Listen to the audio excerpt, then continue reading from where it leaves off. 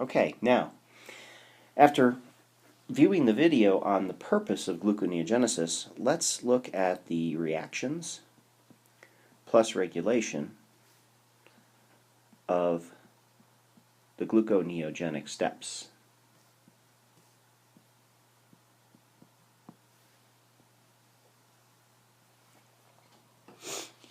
Now, there's different ways of looking at gluconeogenesis, but what I'd like to do is start at what I call the fork in the road. And the fork in the road is going to be down around the pyruvate reaction. So what we've seen before is in the fed state, pyruvate enters the mitochondria and is converted to acetyl-CoA by pyruvate dehydrogenase enzyme. The TCA then, or acetyl-CoA then enters the TCA cycle, producing NADH,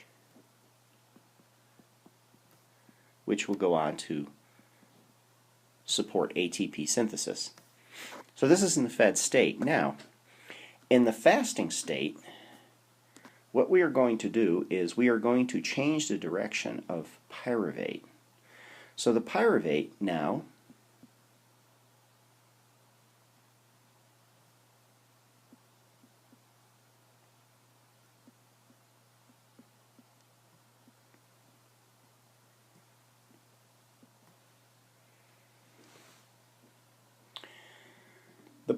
will move into a different direction. And this direction that it's going to move into is going to be mediated by a carboxylation reaction. And what we are going to form is a TCA intermediate.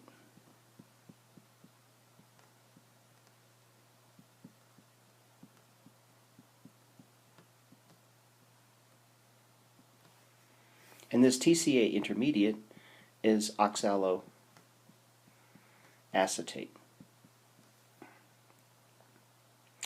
So this is a carboxylation reaction.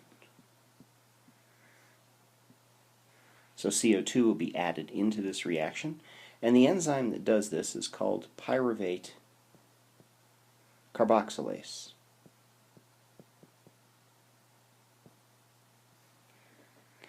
Now the question becomes, what determines which enzyme is going to be used? Is it going to be pyruvate dehydrogenase or pyruvate carboxylase? This determination is dependent on the concentration of acetyl-CoA. Because recall, the pyruvate dehydrogenase enzyme is negatively regulated by acetyl-CoA concentrations. So this is a feedback inhibition of acetyl-CoA to inhibit pyruvate dehydrogenase and inhibit the conversion of pyruvate to acetyl-CoA. So if we have elevated levels of acetyl-CoA, elevated concentrations, we can inhibit pyruvate dehydrogenase and we can promote pyruvate carboxylase, because the same high concentration of acetyl-CoA now becomes a positive regulator of pyruvate carboxylase. Once that happens, the pyruvate now will be converted into oxaloacetate through the carboxylation reaction. Now the question becomes, where does the acetyl-CoA come from? Well, in the fed state, we know that it's coming from pyruvate, but in the fed, that's the fed state. We're talking fasting for gluconeogenesis. Well, recall that fasting means glucagon signaling. Glucagon signaling will cause fatty acid hydrolysis and release from adipocytes. The fatty acid then enters the bloodstream,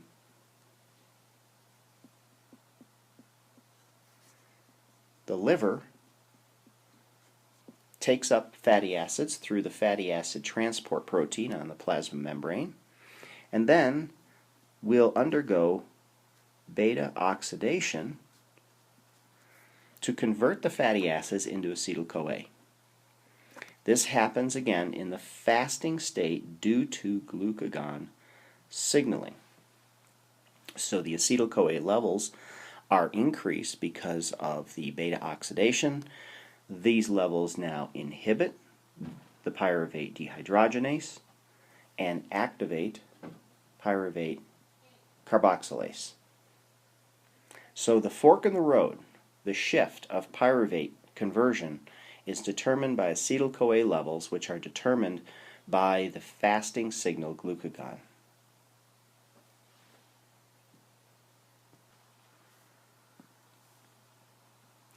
Now, once we have our oxaloacetate,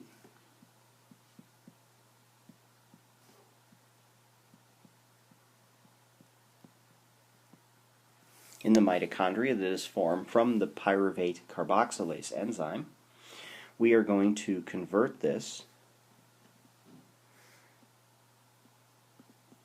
to malate. And this is going to be done by the malate dehydrogenase enzyme. Now recall, the normal TCA direction is from malate to oxaloacetate. But also recall that this enzyme, malate dehydrogenase, has a delta G of positive 7.1 in the direction of malate to oxaloacetate. So, how do we go from oxaloacetate to malate? Well, first of all, the concentration of oxaloacetate is rapidly increasing because of the pyruvate carboxylase reaction to convert pyruvate to oxaloacetate. So this is increasing our substrate of this reaction. The malate is going to be disappearing because this malate is going to be used for gluconeogenesis purposes. Also recall that the NADH concentration in the mitochondria is extremely high because we have acetyl-CoA at very high levels, which is coming from beta oxidation of fatty acids. Remember, we are in a fasting state in the liver. So we have lots of fatty acid beta oxidation going on, generating a lot of acetyl-CoA. The acetyl-CoA, of course, is used at our fork in the road to inhibit pyruvate dehydrogenase and activate pyruvate carboxylase, but it is also feeding the TCA cycle. Whenever the TCA cycle can function in this state, in the high energy state, keeping the NADH levels very, very high. High levels of NADH, recall, inhibit the forward direction of malate to oxaloacetate because we have a depletion of NAD.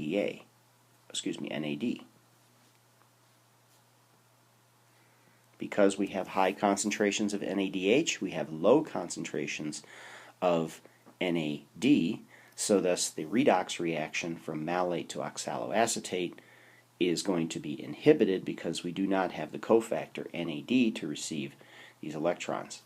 So the upshot of this is that all of these purposes, all of these reasons are going to promote the direction of malate dehydrogenase into reducing oxaloacetate into malate.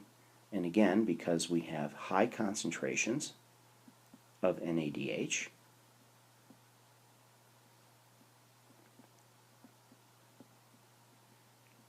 and so we can promote this direction. Now, I also said malate was disappearing. Where's malate going? Well, malate is now entering the cytoplasm.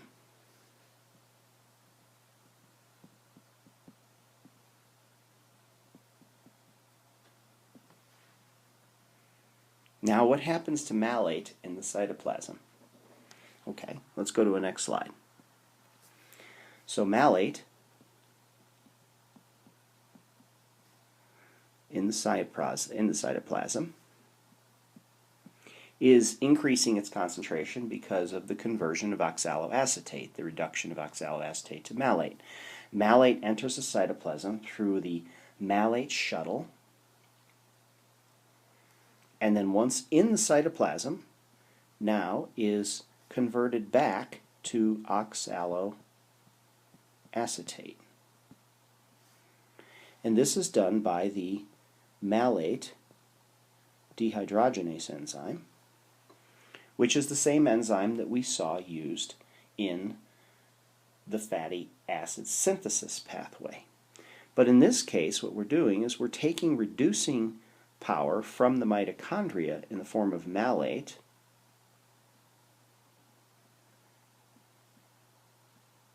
and we're going to oxidize malate and reduce NAD plus into NADH, generating oxaloacetate. Now the oxaloacetate will form the next product for gluconeogenesis. NADH will now go to fuel glyceraldehyde 3-phosphate dehydrogenase, because we are going backwards now in glycolysis. We'll get to that in a second.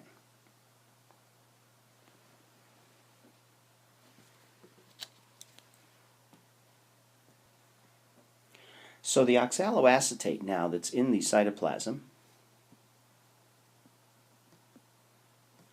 will be entering the reverse direction of glycolysis. So oxaloacetate, the first step we are going to do here is convert this into phosphoenol pyruvate, also known as PEEP. This reaction is going to be a decarboxylation reaction, and we are also going to use the energy here of GTP.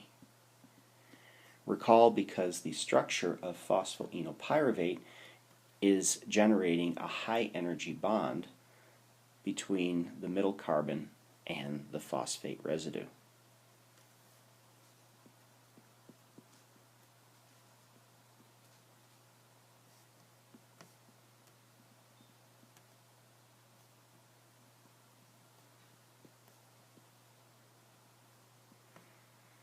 So here's phosphoenol pyruvate, and we are generating a high energy bond right there.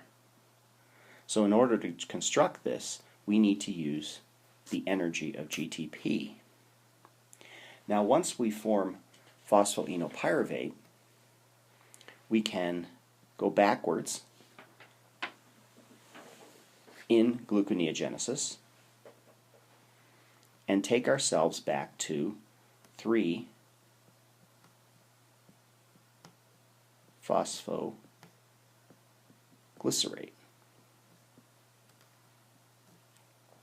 Remember, all of these reactions are reversible in glycolysis, and it all depends on substrate-product relationship to drive that delta G into the negative values, and we are increasing our product in this case because we are feeding the gluconeogenic pathway, so substrates are coming down the path.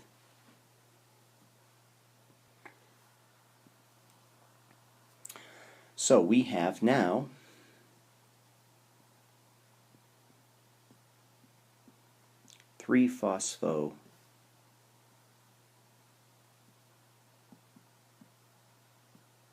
glycerate,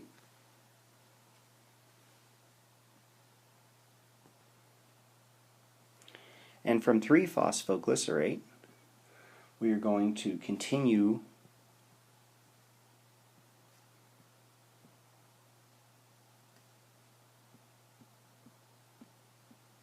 glycolysis in the reverse direction to form 1,3-bisphosphoglycerate or 1,3-phosphoglycerate.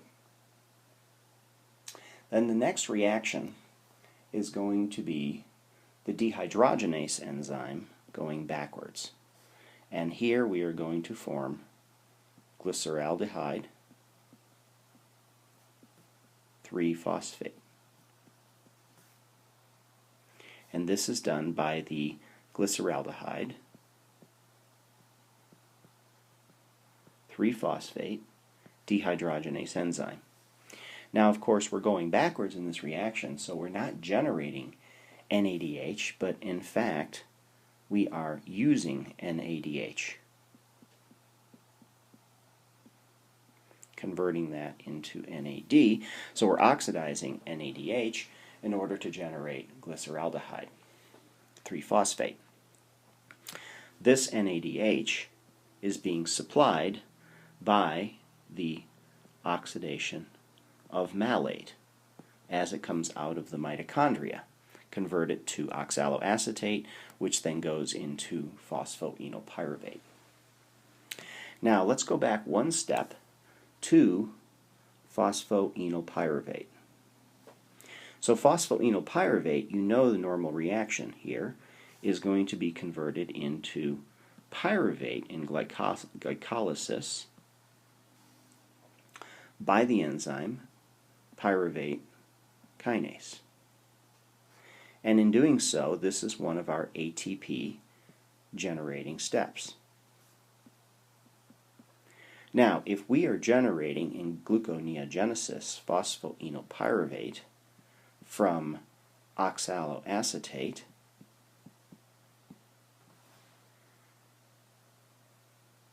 then we are supplying potentially pyruvate kinase with substrate in order to go back into pyruvate.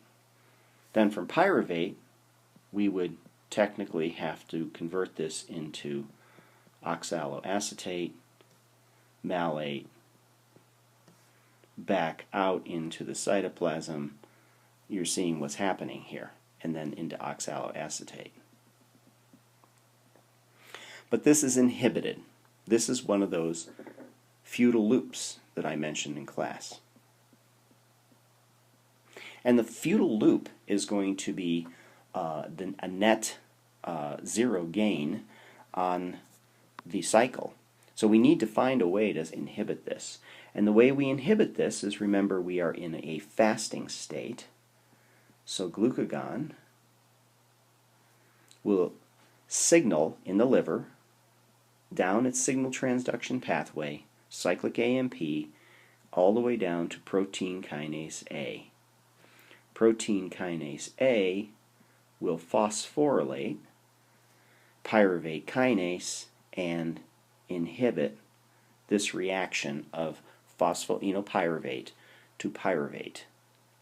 And therefore, all the phosphoenolpyruvate that we generate can now be used for gluconeogenesis. So the feudal loop is inhibited in this case. I think I forgot to mention the enzyme that converts this. This is phosphoenolpyruvate carboxy kinase that converts oxaloacetate into phosphoenolpyruvate in the cytoplasm to enter these carbon sources into the gluconeogenic cycle. Okay, now we're back up to glyceraldehyde.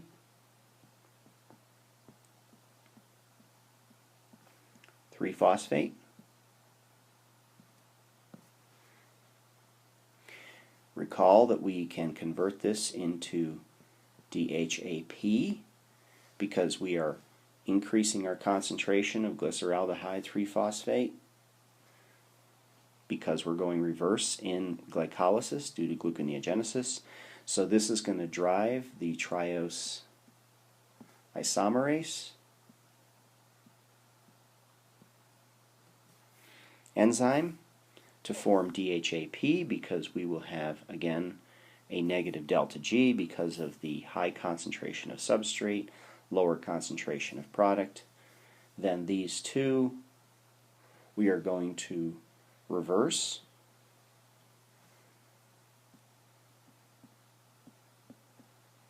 The reactions, aldolase, to form fructose 1,6-bisphosphate, and yes, now we have another problem. Because this direction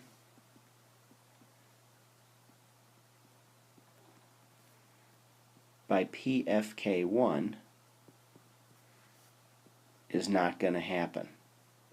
Remember, because PFK1 is a kinase that is going to hydrolyze ATP, this is one of our ATP utilization steps, in order to generate fructose 1,6-bisphosphate, but the reverse reaction is not reversible. So what we're going to need here is another enzyme to bypass this inhibited irreversible reaction.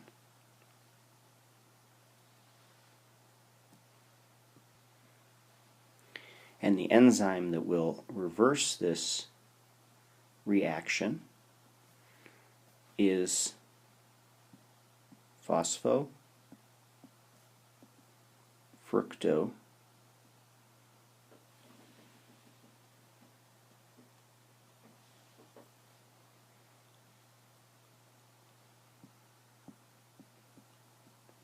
phosphatase.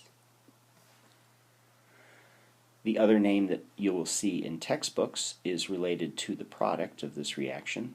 So it's 1,6-bisphosphate, bisphosphatase.